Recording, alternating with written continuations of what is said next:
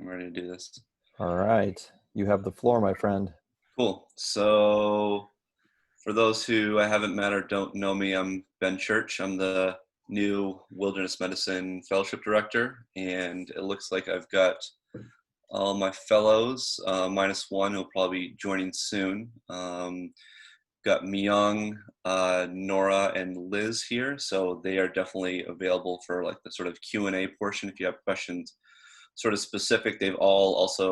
We've all trained, so we all went to residency here, and we've all done fellowship here, so we're sort of good sources of info of both what the fellowship is and what the sort of residents have sort of done and been involved with.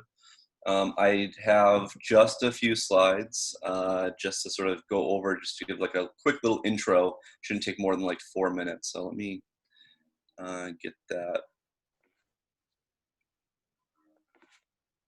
Adam, can you share my screen, or do I need to do that? Be able to do it. Let me know if it won't let you. Oh, hold on. Let me fix it. Try again now.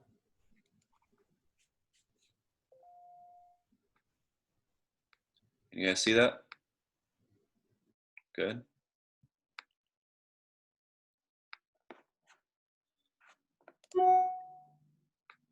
So pretty common question I get, and I've sort of like been evolving over time, is like sort of what is wilderness medicine? People ask that very commonly, and this is sort of what people think of is being on top of a mountain, being somewhere really austere, a really beautiful place, far away from everything and civilization. And that's, I mean, it's true. That's really a lot of what wilderness medicine is being in these really beautiful places that are far away from cell service and far away from the sort of, hustle and bustle, not near a city kind of a thing. But the sort of definition of wilderness medicine, depending on who you ask, is sort of, it's like the practice of medicine or emergency medicine in a resource limited area with very poor, if any, access to definitive care. That's really what sort of wilderness medicine is. And if you sort of take that definition, you can apply it to many different scenarios, not just on top of a mountain or 200 feet underwater or 20,000 feet on top of a peak or somewhere. It can be an emergency on a plane, a medical emergency on a plane. That is wilderness medicine. It can be driving along a rural road and your car breaks down and it's negative 20 degrees in the wintertime, or you come upon a car wreck, or you're on the golf course and lightning strikes, or you're involved in a natural disaster. And even if you don't leave your house, having a tornado come and hit your house. These are all examples of wilderness medicine that you wouldn't necessarily think of. It's in many different parts of sort of everyday life that we wouldn't necessarily think. It's not just like on top of Everest or, deep down in the ocean. And it's sort of it's a branch of medicine that allows people to combine, because the people who are interested in wilderness medicine are those who do outdoor stuff. And it's sort of a ability for them to combine their love of medicine with a sort of passion for outdoors.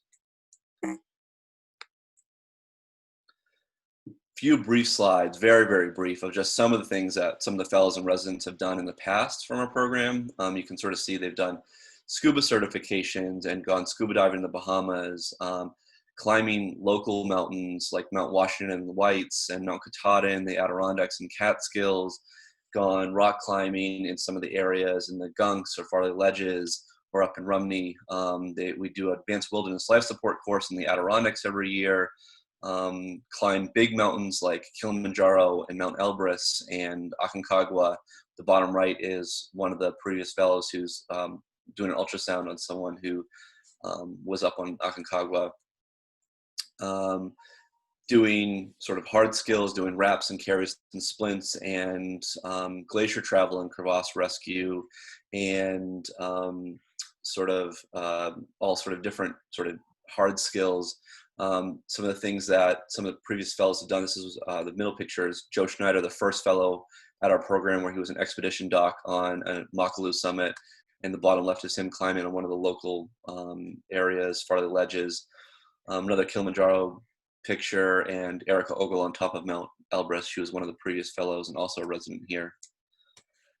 This is some few pictures from my time working with the Himalayan Rescue Association when I was a fellow. I was in the Nepalese Himalayas for 3 months, evacuating patients, climbing up to 18,000 feet, exploring the Himalayas, and treating patients at the clinic.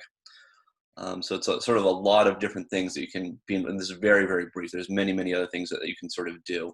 There's lots of search and rescue opportunities, ski patrol. And sort of another common question that people say is, what do people do after wilderness medicine fellowship? What do you sort of do with it?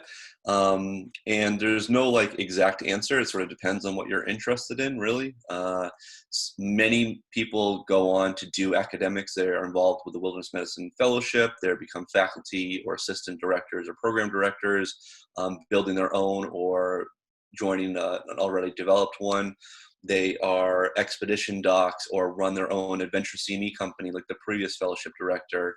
They are medical directors for state and national parks or Divers Alert Network. They're involved with search and rescue as medical experts, ski patrol. There's many, many different things. And it's not like you necessarily need a wilderness medicine fellowship to do these things, but it definitely helps because it helps with sort of the networking. The wilderness medicine community is pretty small, and you start to meet people and you get involved in opportunities that you may not have sort of known about or would have been involved with.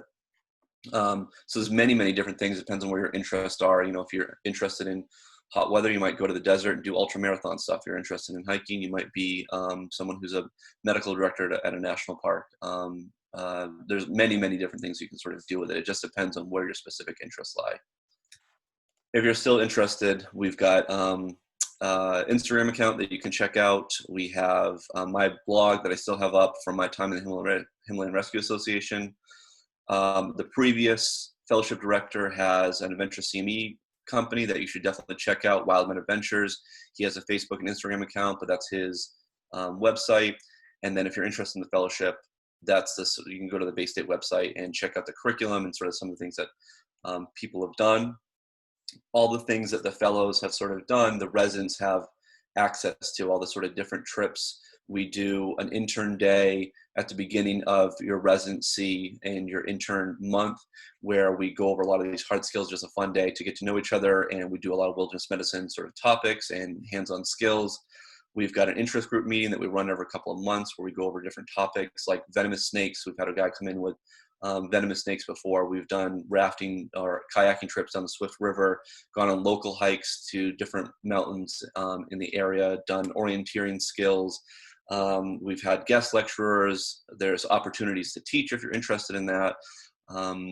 So there's sort of lots of ways to sort of get involved if you're interested as a resident. So I think that's enough of me talking. I think that might have gone a little bit more than I wanted to. So I don't know if you guys, Myung nor Liz, I don't know, is Grant here yet or is he still, I think he's here. All right, sweet. If you guys have anything else to add that you want to sort of talk about, or any other sort of, things you wanted to add in your experience, or really I think would be good is, your experience as like a resident with sort of some of the wilderness medicine stuff that was around. I don't know if you guys can like sort of touch on that or talk about that. I think you're interested in too. I think you pretty much touched on everything. It's probably be more beneficial if they just ask questions, if they have them. Yeah, we can just open it up. If you guys have sort of questions, anything specific, no questions too small or too big. This sort of like, a big part of this thing is an opportunity for you guys to ask, what are you interested in and sort of what is available.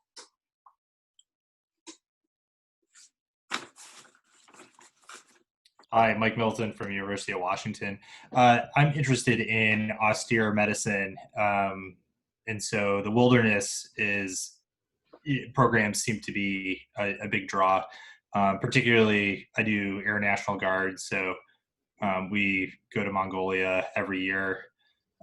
So what kind of opportunities can we get as far as while we're in residency and then when we're in the fellowship, as far as an austere, like dedicated time to like go to a place like, say like Mongolia or the Himalaya?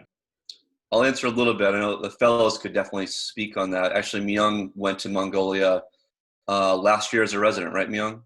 Yeah, as a Yeah. second. So the fellowship, you absolutely have the time for that. That's part of why a lot of people do the fellowship, because if you were to work, you can do wilderness medicine stuff, if you're working full time. But the problem is if you're working 15 to 23 shifts a month, something like that, your time for that is pretty limited. And during the fellowship, you end up working plus or minus about 8 shifts a month.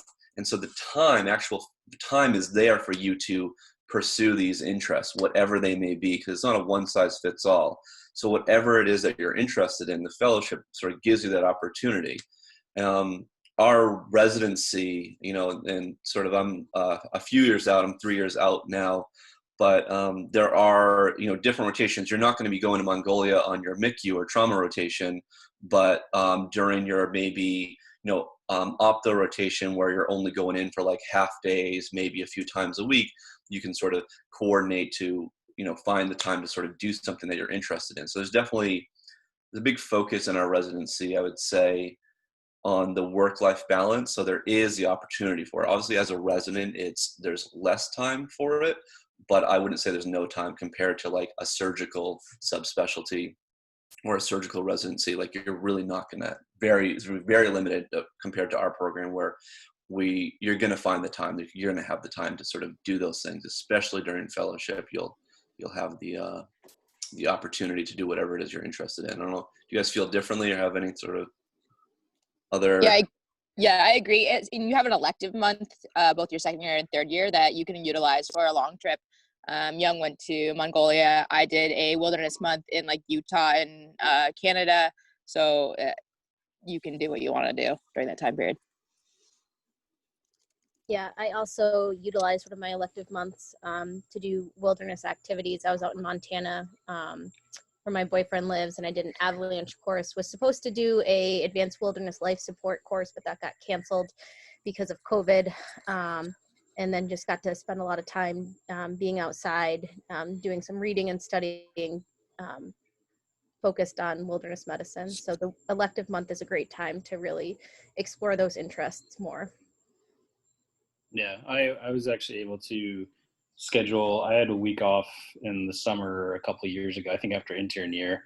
But our schedule is so flexible at Baystate, and it's so easy to swap with people, especially in your later years, that I was able to get like 14 days straight off, which I went backpacking in Alaska with some of my friends from med school. So it's definitely flexible enough to do it during residency, but fellowship, it's certainly like we have a email that goes out every couple of months that says what days do you need off 3 or 4 months from now, and if you plan to trip, you can almost certainly get that blocked off and just group your shifts beforehand. And then we have, as fellows, we have designated funds that we can use to fund these trips, especially if you're going through like a more expensive travel service or through Wild Med Adventures, which we can get discounts on, but they're still expensive. So we have some funds available to us as fellows that we can use for those things, in addition to boards and AWLS and all that certification. So it's very accommodating if you're willing to put in the work to do some planning. Yeah, those are 2 good points. Like I would agree with that. Like I was in residency 2014 to 17, and I would feel the same way about the swapping the schedule to sort of make things work for you. I felt the same way when I was a resident. And also I forgot to mention that those funds, so part of, the travel is the money, and there are sort of dedicated funds that have been built into the fellowship to allow you to sort of, pursue those interests.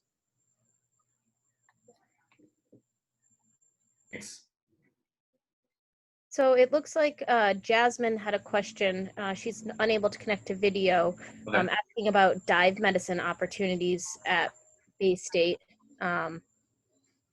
I can say that as a group, we all completed our NAUI open water certification this past summer, with the plan we're going to go on a trip to the Bahamas, hopefully in May, to do some diving down there. I know in probably about a week or so, Ben has actually arranged for the medical director of the Divers Alert Network to give us a video lecture on dive medicine. And I don't know, Ben, if there's anything else that you're aware of. Yeah, so, there's definitely time for you to pursue if you're interested in dive, because I think of the fellowship as a choose your own adventure kind of thing. Like, we go over a lot of sort of broad didactic stuff, but the sort of experience part is left to you, to like what you want to do. And so if you're interested in dive, there's obviously the WMS diploma in dive medicine, and that's a good sort of avenue, and there'd be time for you to sort of pursue that. Specifically, things that are built in, we do a core content during the fellowship where we talk specifically about dive medicine, dive emergencies, and so we're planning to do that with the Dr. Nachetta, who is the medical director of the Divers Alert Network, where he's going to go over the sort of practical part of what happens when you experience a dive emergency, in the middle of Indonesia, where you can't just just throw in a hyperbaric chamber. Like, well, actually that's, 1,000 miles away. You can't really sort of do that. Some other things, there's lots of adventure CME opportunities too. There's just a sort of time for it. If you find an opportunity with the previous fellowship director runs his adventure CME group, and he runs some dive courses. And I'm in the sort of process right now, after sort of taking over the reins, of building a relationship with the mass ion ear hyperbaric chamber to sort of hopefully get some experience with that. It'd be good to sort of see how a hyperbaric chamber works, not necessarily with dive stuff, but to understand how it works and the opportunities for it.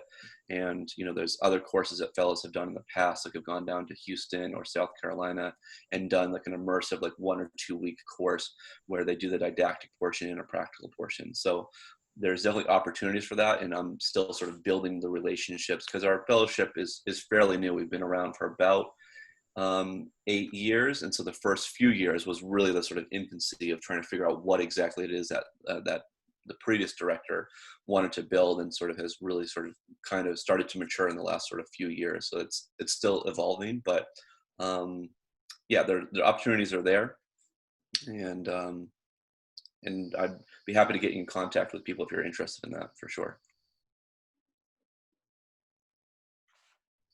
Sir, my name is Zach. I'm calling in from Yorktown, Virginia. Could you explain the relationship between wilderness medicine, event medicine, and operational medicine? Like, does military medicine or operational medicine, and does event medicine fall within wilderness medicine? So you're talking about, it's a good question. It's a big question. So you're talking about event medicine, like, are you talking about disaster stuff, or are you talking about more like event medicine in like sort of like large scale, sort of like I guess events like ultra marathons or like large expeditions? Is that sort of what you mean by event medicine? Yes, sir. When I'm talking about event medicine, I'm picturing large concerts, sporting events, endurance races. Yeah, there's lots of overlap for sure. So I don't have any real experience with event medicine or military medicine. We've done a little bit of that there. We do a part of the curriculum is ensuring that the fellows get good hemorrhage control, and also the residents, like I gave a lecture to the residents about both pre-hospital hemorrhage control and also the hemorrhage control sort of tricks and tools that we have available to us once you're at a tertiary care facility. Our fellowship doesn't have a strong emphasis, in my opinion, on event medicine or military medicine. I don't know if you guys feel differently about that, but we get a little bit of it. We do a few lectures and some sort of skills, but it's not a large portion of what our particular fellowship does. But it's definitely something that if one particular resident or fellow is interested in, it's, growing that and sort of getting some details about it is something I would be super excited about. There's definitely overlap between those for sure, with the sort of different skills and knowledge that you have. Different scenarios, being on a mountain backpacking versus being at a concert during a large event versus being in a combat situation. They're obviously very different scenarios, but a lot of the sort of knowledge and skills, I think, is overlaps between the three of them. Hey, Zach, are you a military down in York County? Yes, sir. I'm stationed with the Marine Corps Security Force Regiment in Yorktown, Virginia. Yeah, I figure I'm from Virginia Beach, so I know the area fairly well. So I know we're promoting kind of Baystate right now, but EVMS actually has more of a global and military-based medicine currently, if that's something that you're interested in. I've actually met a lot of people who's done ultra marathons, especially in the Gobi Desert in Mongolia. And those are actually not wilderness medicine trained docs. They just kind of found their gig. That's something that they are into. So they actually just found their way into doing these team providers pretty much. So you don't necessarily have to do a wilderness medicine fellowship for that role, but if you're interested in it, obviously, Ben said that he's not really making this into this whole military thing. That's absolutely a lie. I'm just kidding. But he'll let you kind of do whatever you want to do. I think that's the best thing about our program. I can't really speak for all other programs, is the fact that we really taking the core concept of, austere medicine where you build your own track. For me, I told him that I wanted to be a lead mountaineer. I wanted to be this like hyperbaric, expert. I wanted to be this like amazing guide. And I realized that it would take like 10 years to do everything. So he kind of crushed my dreams, but also he is willing to work for all these things that I'm passionate about. So yeah, if that's what you're into, it's definitely doable.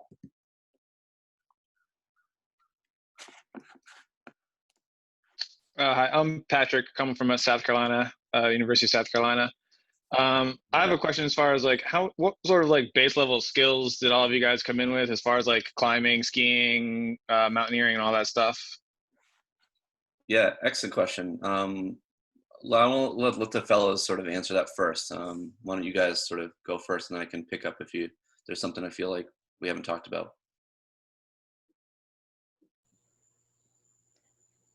So I could just speak to myself personally. I came in, I really don't have a lot of climbing and technical climbing skills. I have my skills lie more in the skiing and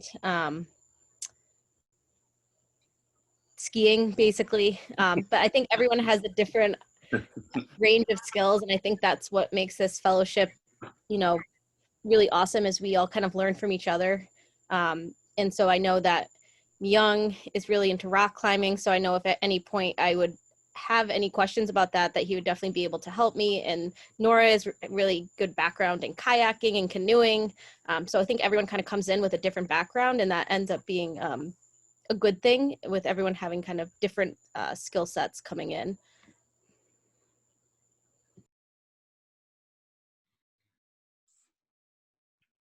Yeah, so I would agree with what Liz said. Everyone sort of has a little bit of what they've sort of been interested in.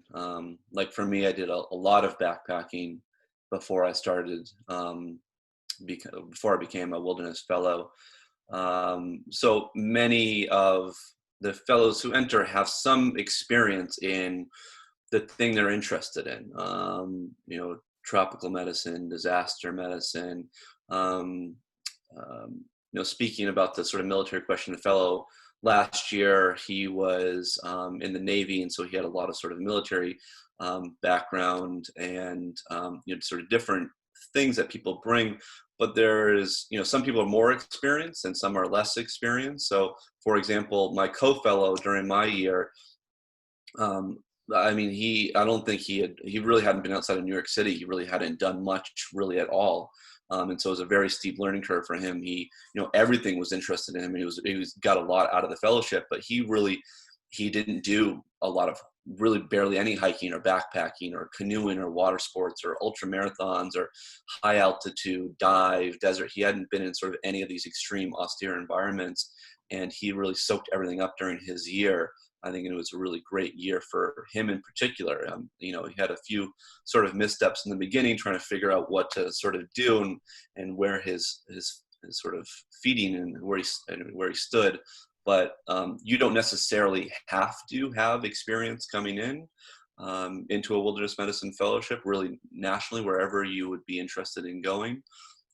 Little bit of experience is pretty common to a lot of bit of experience, but no experience is also, there are fellows who have come in with really nothing much at all, but they're sort of heart was in the right place. They're like, I really want to be involved with this. I'm interested in expanding this, and it's a great sort of hat to wear. And so some people have had a lot, some people have had a little. Yeah, speaking for myself, I've been camping and hiking since I was a kid. But I wanted to get more into the mountaineering. I wanted to learn how to, do carries. I wanted to learn how to do 3x1 pulleys and all that stuff. So, which I have no experience with, and get into climbing. So that's one of the reasons I wanted to do this year, is because I know I would have the time, the resources to learn those skills, while we're also learning about the medical aspect. And like Liz said, we all got dive certified, which is something that I hadn't really been on my radar, but now it's like I want to go dive everywhere in the world because it's so much fun. So it's definitely, we have a range of experiences. I know Nora hasn't talked yet, but she's done some pretty cool stuff up in like northern Canada, and Myung's also big into surfing. So, we have a wide range of activities that we all like to participate in. And we all like to hang out too.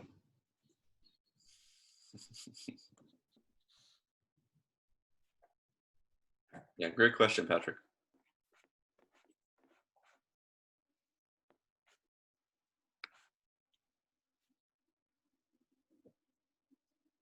I've got another question, if that's okay.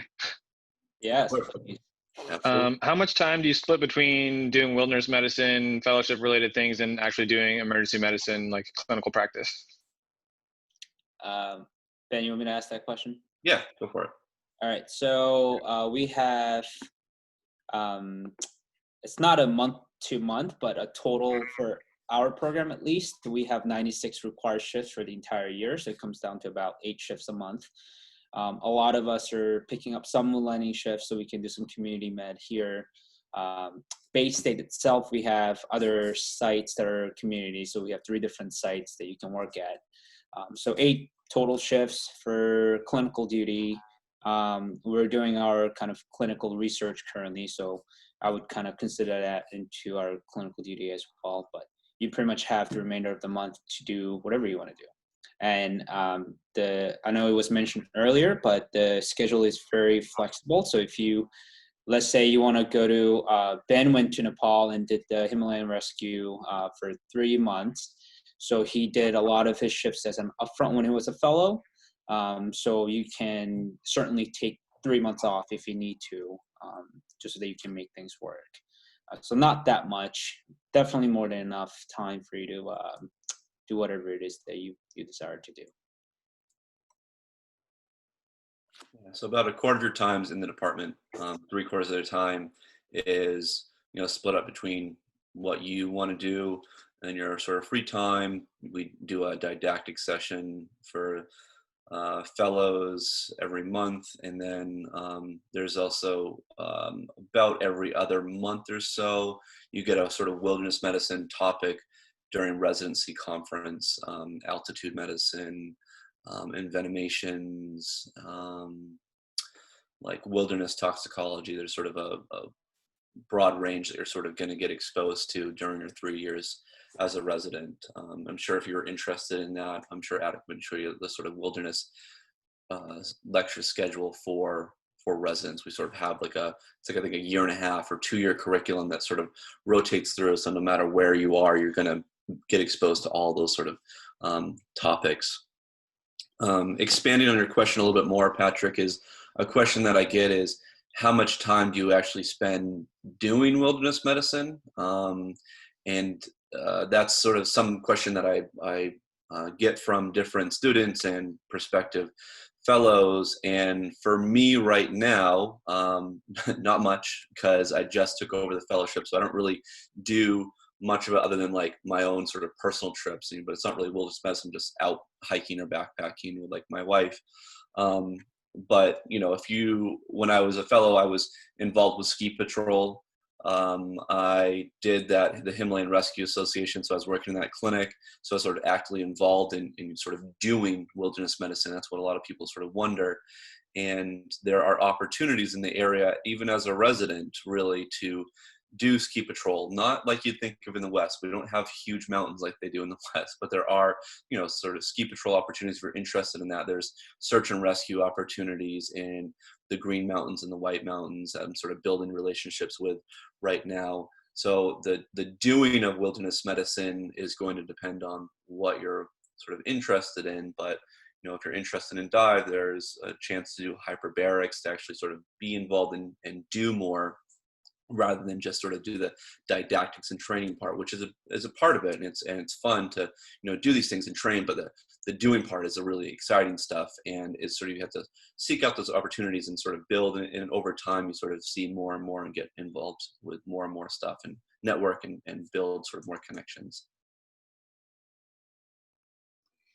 As far as the, I guess, job of the fellow, in addition to didactics, what other teaching or shift related, I guess, responsibilities do you have beyond the scope of a normal emergency physician?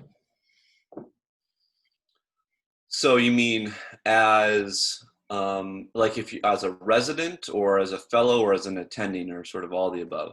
Yeah, so I guess as a fellow, so if someone goes into fellowship for wilderness medicine, what are their additional like duties on top of like didactics? Like if you're on shift, does that mean that you pull people aside and do like chalk talks, or does it mean that you like is there something else that occurs?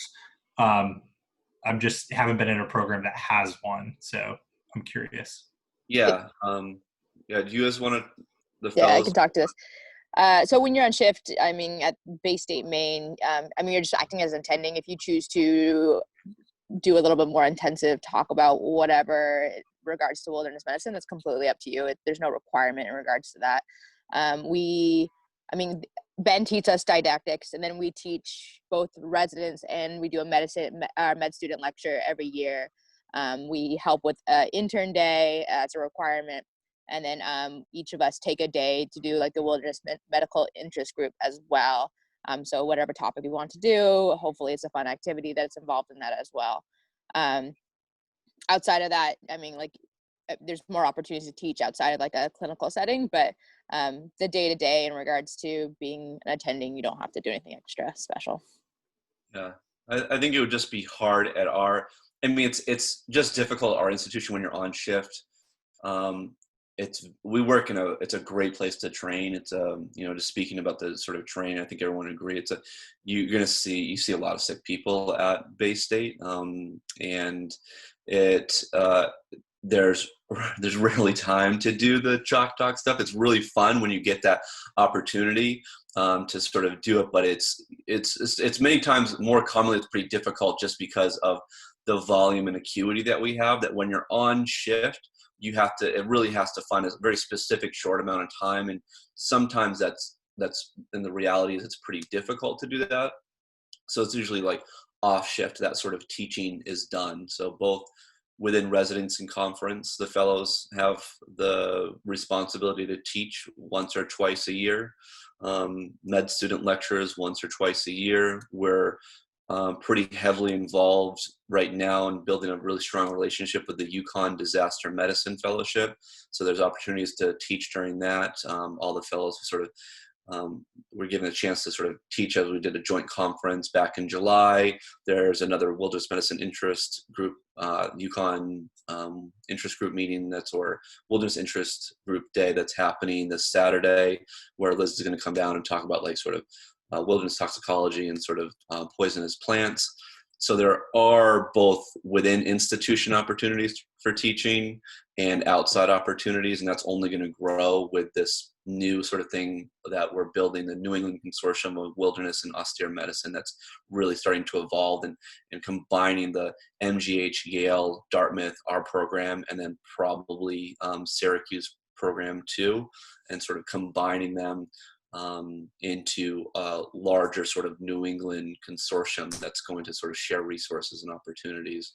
The chalk talk stuff, in reality, to be honest, it doesn't happen. We tried to make it work with just regular emergency medicine stuff, and it lasted for a while, but then it was really difficult. You come on shift and there's a code that comes in at 1 minute before you're supposed to start, and then you have to go to that, and then there's a sepsis that comes in, and then there's a stroke and a STEMI, and it's like you just bounce from one thing to the next. So there are days where that's possible and the sort of teaching does occur, but it's not by any means a responsibility or something that happens commonly, like on shift, I would say. Yeah, I think I've maybe had the opportunity to have a talk like that. I can count the opportunities on one hand, maybe. Because like George was saying, it's just so busy. We almost never have time to do that. But that's just the nature of our program. But I think one of the good parts about not necessarily the fellowship, because we do have dedicated didactic time, and we have plenty of time to read Auerbach like on our own. There's no problem with that. But as far as residency goes, I think one of the strengths of the residency program is that it has dedicated time to, like, every Wednesday you have 4 hours, and then if you have sim after that, it'll be dedicated time as well. But no matter what service you're on, you have that blocked off, and this program takes education very seriously. So there's dedicated lectures on every topic. You'll hit every topic twice during your residency. They recycle the curriculum every year and a half. So I think that it's really strong in terms of just dedicated educational time. And I think that's partly because they recognize that we don't have a whole lot of time to do teaching on shift other than when you're talking to the attending. So hope that answers your question on teaching and stuff. Yeah, that's really helpful. I have one follow-up question that I just thought of, and that's as far as for residents looking for fellowship, how competitive is this fellowship as far as like how many people usually apply to this for the slots that you have? I have a little bit of insight. So this is my first year as a fellowship director, but I've been the assistant director for 2 years, and then like a year and a half, something like that, and a fellow for the sort of prior year to that. So I've got some insight, not too much, but more or less we get anywhere from 4 to 8 applicants for anywhere from 1 to 3 spots. This is the first year that we've had 4. It may be the only year that we have 4, honestly. I think it's just a special year that we ended up having the resources to have 4 fellows on, but more or less it's 1 or 2 spots, and that's typical. There's about 17 programs across the nation. Each program has about 1 to maybe 3 spots, but really on average 1 to 2 spots for each program. And and each program gets anywhere from like 4 to maybe a dozen applicants for each one of their spots, because a lot of it is like pretty regional, and you want to be in an area where you sort of want to live. So some people apply broadly across all of the United States, but that's not common. Most of the time it's you're applying to a region that you want to live and work in, and so your applications are sort of the applicants are sort of based in sort of your local area. So this particular year, I've got 4, possibly 5 outside applicants and 1 internal applicant right now. So right now I've got 5 or 6 depending, and our match day is November 1st. To give you an idea of sort of the competitiveness. Cool, thank you. Yeah.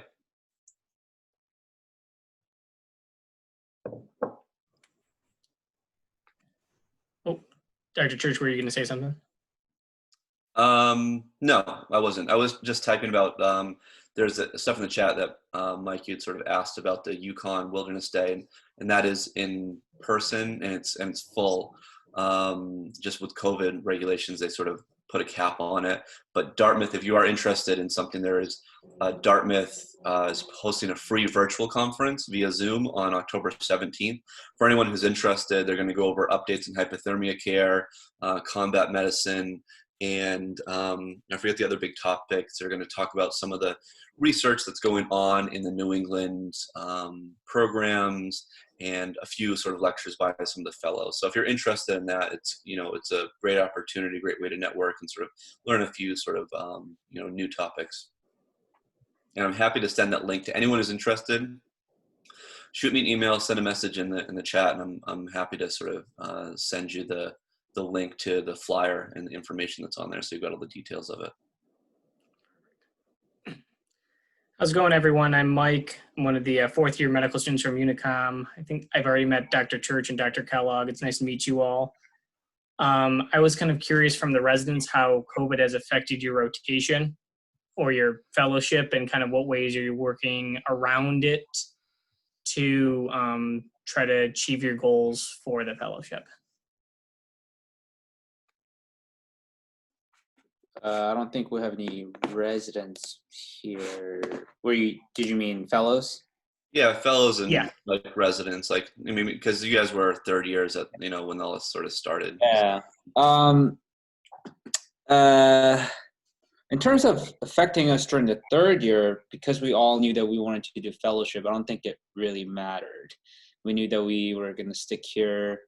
There was some weird things about the licensing portion, but nobody in this group was really delayed in regards to that. As a fellow, lots of different things. So in July, I was actually supposed to be in Russia, and I was supposed to climb Mount Elbrus, but with COVID, there was a lot of restrictions, and I unfortunately couldn't really travel. Kind of sucked the first few months because I just felt like a lot of the opportunities and the things that I wanted to do, it felt like it was taken away. But at the same time, that's part of wilderness medicine. We as a group actually made a lot of things happen. Church here just kind of saying like, oh yeah, like, I'm trying to get this thing with Yukon, but like he's put a lot of work behind it. We did this austere versus disaster versus wilderness medicine day. The wilderness introductory day for our interns is like our kind of tradition that we do every year. In July, now in hindsight, kind of glad that I didn't go on that trip, just because there's a lot of new things that you have to adjust to. Just the day before, I'd be a third year, and then the day after, I'm an attending who's taking care of all these residents in a pod while there's multiple recesses going on with the trauma activation, etc.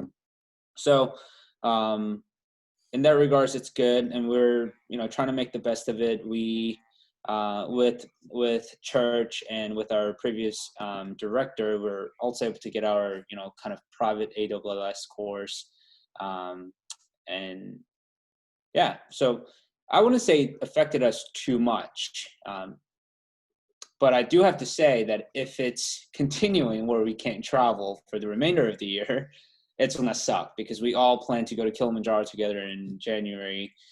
There's multiple different trips that I'm planning on, including Bahamas in May. So fingers crossed. Hopefully it will kind of die down a little bit. Yeah, I agree with Young. At first it was a little disappointing because we were like plans for Russia and those kind of things. But I think we've done a good job just like taking it with stride. Like there's opportunities around here to have fun as well. We were able to get scuba certified, which maybe we wouldn't have done. We all went up and played up in Baxter Park and climbed Katahdin, which I don't think we probably would have done because we've all been on separate trips and those kind of things. So although it's not ideal, I think we're making it happen. And hopefully, yeah, I agree, we can still travel outside, but I think if it doesn't happen, we'll still have a lot of fun. Yeah, we've had to sort of pivot to do more local stuff for sure. And that was in the beginning. I feel like, as things are evolving and we're understanding more about the limitations and the safety of how to, keep yourself and keep others safe with coronavirus, where for me personally, I'm feeling a little bit more comfortable with like what I should be doing, where before it was really stressful because I really didn't know.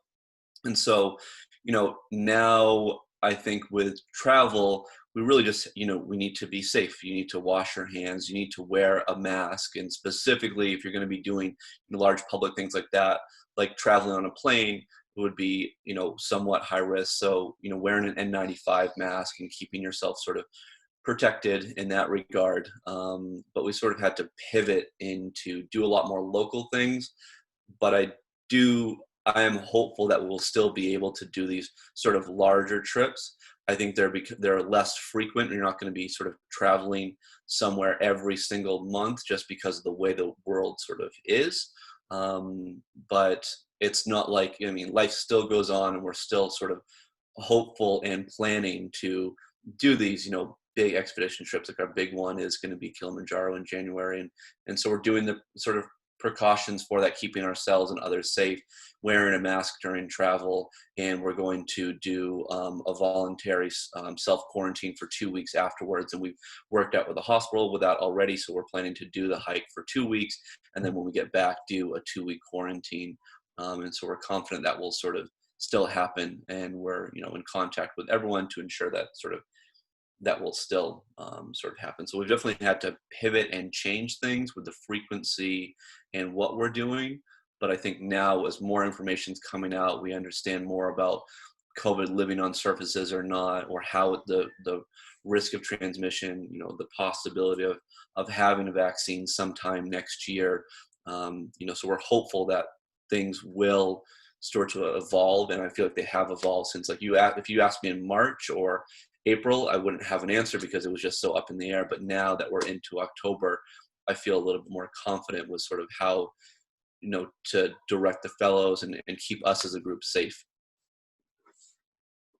It's difficult though. There's no easy answer. It's definitely difficult, and you just have to sort of be flexible and sort of pivot. Thank you. Yeah.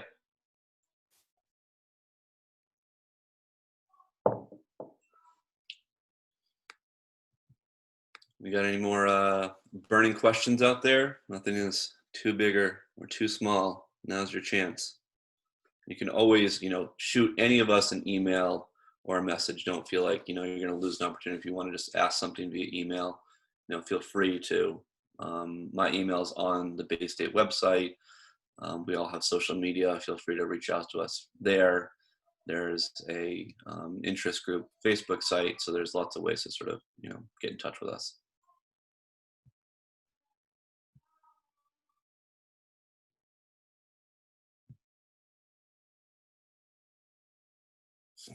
Myung says, don't direct message me. So everyone except for Myung. Yeah, you should just call him. And he prefers between the hours of midnight and 4 a.m. or just show up at his door. I can send out his address to everybody right now if anybody Yeah, needs we it. can do that. Yeah, Nori, you can definitely do that. Yeah, I mean, I'm actually at your apartment right now. I hope you don't mind.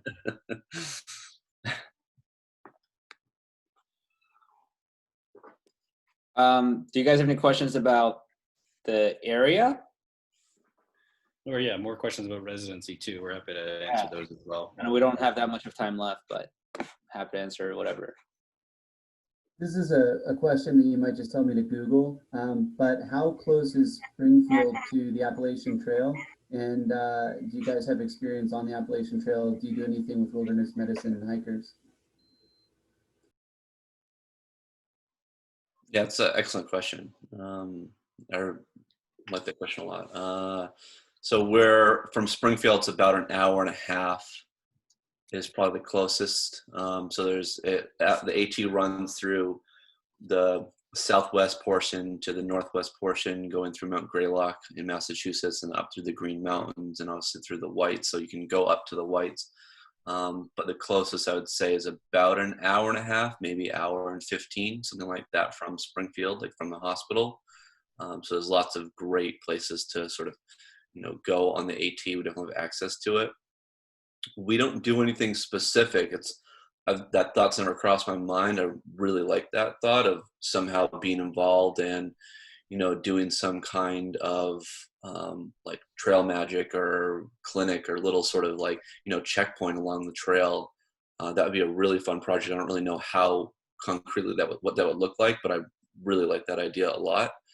So we don't do anything right now. We have one of the sort of ancillary faculty, one of the paramedics that we work with a lot, this guy Jeff. He's an AT through hiker, so he's got a lot of experience with it, and he'd be a great resource to sort of talk about. But he does teaching with us a lot. Every year he's always involved with sort of different things, and he's super into wilderness medicine. Is a really wide breadth of knowledge about the sort of the AT, lightweight backpacking, long distance backpacking. He's through hiked the AT and the long trail, so he's sort of like really big into that. But we don't have anything specific right now, but maybe I'll force one of the fellows to create a project and sort of do that this year. No. Sorry, guys. All right, Myung, you're on it.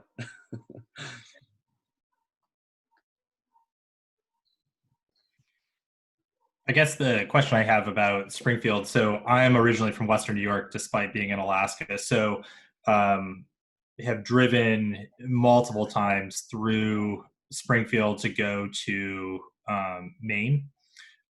So I was wondering, I'm more familiar with the northern area around, the Adirondacks all the way to Maine, but not as familiar south, except for in the Connecticut area. What other opportunities do you guys have for, I guess, Maine, like in the southern area of the state? In the immediate local area, yeah. Do you guys want to tackle that question a little bit? And in terms of like hiking or camping, or what? Sorry, I missed the first part of that. Yeah, I guess. I mean, I'm into all of the stuff that you're saying. So from diving to climbing mountains. So really anything as far as opportunities that you guys utilize. I think there's a lot of like good little stuff around for sure. There's a lot of like mountain biking trails. There's a pretty decent like rock climbing, like everything's within an hour. There's hour ski trails. There's a ton of local hikes in like within an hour. So there's a ton of like everyday activity you can. There's a climbing gym. There's scuba courses and pool sessions. So like anything that you want to do, and I say after work or before work, that's there and available for any of it. There's a kayaking river. There's a kayaking hole. Tons of canoeing, fishing, whatever you're into. There's a lot of stuff out here. If you're definitely looking for a bigger trip, you're probably going to be going up to like Vermont or New Hampshire or something like that for like more intense mountain biking, a bigger hike. But there's still a lot of stuff right around here, which is great for pre and post work and for a couple weekdays or for a weekend trip or something like that. Yeah, there's a lot, and I live actually south of Hartford in Connecticut, so there's a lot of like, it's mostly suburbs down there, but there's a lot of farm areas. There's a lot of conservation area where there's trail running and stuff like that. But in terms of like mountains around here, Nora's right, like it's all little stuff that you could literally run up, like Mount Tom over near Northampton, East Hampton, that you can run up that literally probably 2 or 3 times in a row and not have too much trouble. But Vermont, I went to med school in Vermont, and that's where I would prefer to go. Just Mount Mansfield, or I've done Camel Summit probably like a dozen times now. There's a lot of great day hikes. There's a lot of great stuff to do up around there. And if you can get up to Burlington, it's great for like a weekend trip. It's only like 3 hours away or so from Springfield, and there's so much to do on the lake. There's so much to do in terms of hiking and breweries and a lot of stuff like that. So I highly recommend that area.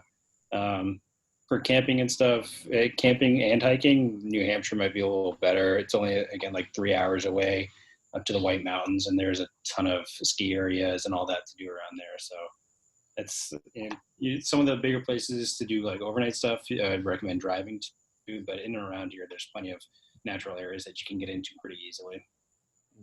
Yeah. Second, the whole Vermont is really accessible, and especially I live in Northampton, which is about 30 minutes north of Springfield. So it's really easy for me to actually do day trips on my days off into southern Vermont, whether that be hiking parts of the Long Trail. In the wintertime, it's like an hour and a half to 2 hours to get to Stratton, Killington, Mount Snow for skiing, which are a little bit bigger mountains. There's local mountain, Berkshire East, which is about 45 minutes from Northampton, so probably like an hour and 15 from Springfield. That's great. They have night skiing, so if you work during the day and you wanted to get up and it's a powder day, get a couple runs in, There's definitely smaller stuff that's fairly local, and then Vermont is only 1 to 2 hour drive where there's bigger mountains, bigger ski mountains, more outdoor opportunities. But I mean, Western Mass in and of itself is a pretty beautiful place. And even driving just 30 to 45 minutes from Springfield, you can get into some pretty awesome hiking and camping as well. I would agree with all of that. Sort of just reiterating, 2 to 3 hours away, you're in the greens and the whites, or the Adirondacks or the Catskills. Immediately locally, there's Deerfield River for whitewater rafting, Swift River for kayak and canoeing. Fishing is great on both of those with trout, rainbow trout and brook trout. Great local, small mountains for sure, but still beautiful views in the sort of western part of Massachusetts and the Berkshires. There's, like Liz is saying, there's little small ski resorts in the area. You want something bigger, going to go a little bit further to maybe like another hour or two north, but there are, depending on where you live, within a 45-minute drive, a ski resort where you can know crowds, and so you'll do a lot of skiing, but they're not like the sort of big mountains that someone might be used to. They're smaller, maybe 1,000 or 2,000 feet high. But in the local area, there's lots of hiking, backpacking, fishing, rafting, canoeing, kayaking, skiing opportunities. Not just like within an hour drive, but further if you want to 2 or 3 hours sort of down the road.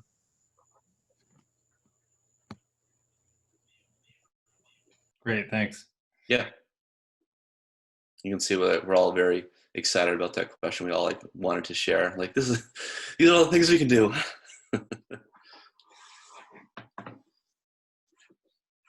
Yeah, like no one lives in Springfield. Like the surgery residents live in and around Springfield because they have to be the most closer, but the vast majority of us do not live in Springfield. We live out in the country because the country's not very far from Springfield. You go 20 minutes in any direction, and pretty much you've lost sight of the city. So. And that's what also makes Baystate nice, is that you get the kind of bigger city training experience in Springfield, but it's pretty easy to not live in the city. So. Yeah, that's a really good point. Like we do, it is a high volume urban area that we see. We see 120,000 patients a year, and so we see a lot of people from different walks of life and different acuities and high acuity. But we've got, you're in an urban area, but there's just not too far away, there are some great places to sort of get outdoors. Where I think, being in New York City, it's going to be, it's doable, but it's going to be more of an effort, more difficult. Whereas, you can be done your shift and then go directly somewhere and then hike for, just an hour and then be home for dinner, kind of a thing. So there are some nice little local gems for sure. How's it going in here? Oh, sorry. Go ahead, Dr. Kellogg. Oh, if you guys got more questions, keep going. I'm going to see if I can hand it over to Ben because I've got to go to a different Zoom call. Sure. Absolutely. Just kind of jumping off of like places to live. What are some good areas if we were going to go to Baystate for residency